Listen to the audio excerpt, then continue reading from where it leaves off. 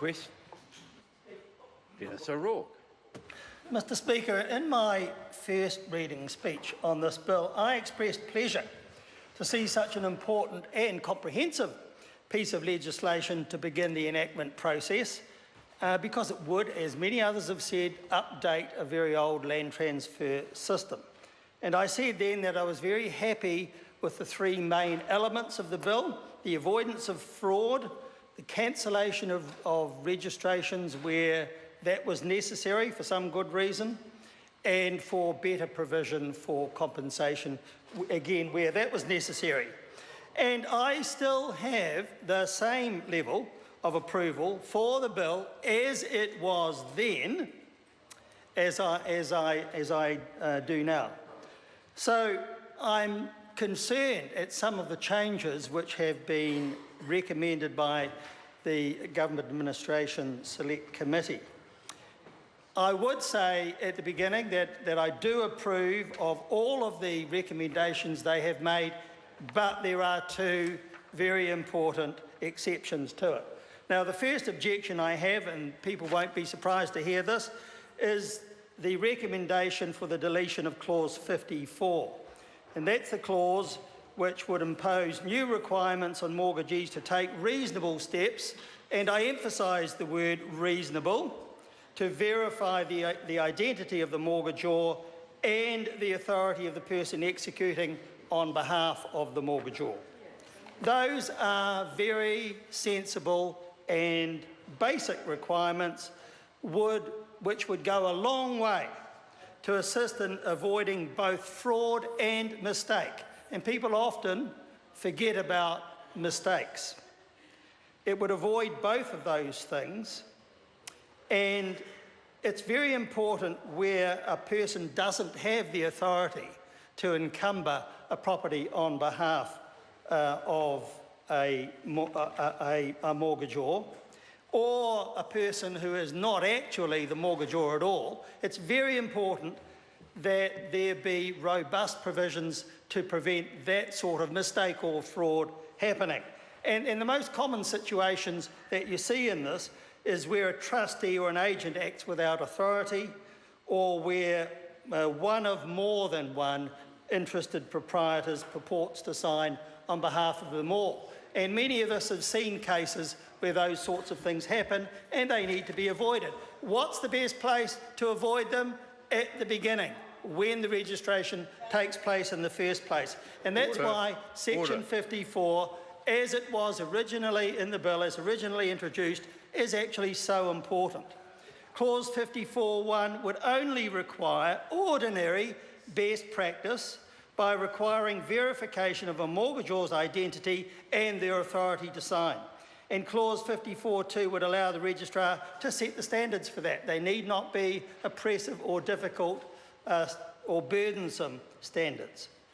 Clause 54(4) would require documentary evidence to be kept of the steps taken to comply. Again, nothing terribly burdensome about that. So, as I say, Mr Speaker, these are very sensible and basic requirements, which banks should be required to, and in the ordinary course of business, would be doing anyway.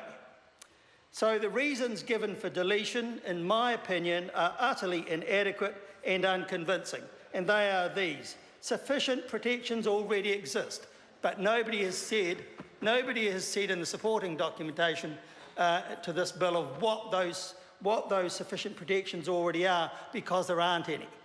There is little or nothing in the way of existing protections in this respect. Second, it said that mortgage fraud is unlikely given the Land Online system now used. Well, that's not the issue.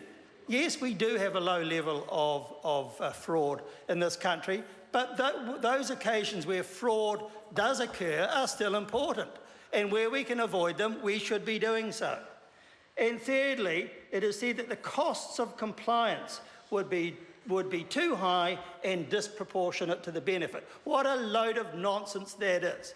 The requirements in Section 54 need not be burdensome, need not be costly, and could be done in the ordinary course of business with little or no difficulty whatsoever. So I say that in fact, no other protections actually really exist which could replace these provisions. I say that these provisions are appropriate and desirable and are actually beyond reasonable objection. And I say that the low incidence of fraud is not a reason to delete this clause. Indeed, it simply reinforces the need to reinforce best practice by making these appropriate steps mandatory instead of voluntary. That's all it's about. And Mr. Speaker, I take with a huge grain of salt any criticism by banks and other institutional lenders that these requirements would be either excessive or might increase costs, when all they would do is to require the continuation of normal, good professional standards, nothing more. Frankly, it's a little bit like the pot calling the kettle black for banks to object to these provisions when from them you see sheets of small print and other bureaucratic procedures that would rival the worst bureaucracies in the world. It's the banks themselves that do all that. They create all of that stuff, and that's the stuff that causes costs for people who sign mortgages. That's the stuff that causes the delays and causes the difficulties. It's not the sort of sensible provision you see in this bill. So the banks can take a running jump, as far as I'm concerned, in their objections about this, because in fact those objections are vacuous and they can do this without any difficulty whatsoever. But Mr. Speaker, I agree that the penalties in Clause 54(5) as they were unnecessary and should be deleted. Given that Clause 54(6) would be sufficient in terms of enforcement by empowering the registrar to require a mortgagee to show how the requirements of Section 54(4) would be met. In my view, that would be sufficient and the penalty clause would be unnecessary. So, Mr. Speaker, New Zealand First says that Clause 54 should be reinstated, and during the committee stage of the whole House, I will be submitting an SOP for that purpose. The other objection is to the amended Clause 57 by the insertion of Clause 57(3). Now, as we know, Clause 57(1) provides for cancellation of a registration where it would be manifestly unjust to maintain it. I disagree with Eugenie Sage where she says that is a wide provision. It's not, it's a narrow one. Manifestly unjust is a high bar. It's quite narrow in its application. It would be a difficult one to meet. But it is appropriate.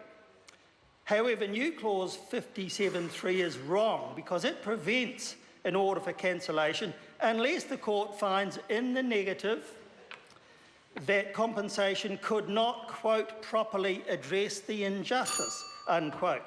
If the standard of the term in 57(1) for manifest injustice is met, that high standard is met, then the applicant should be able to get cancellation unless the court finds that it would be unjust to do so for some very good reason.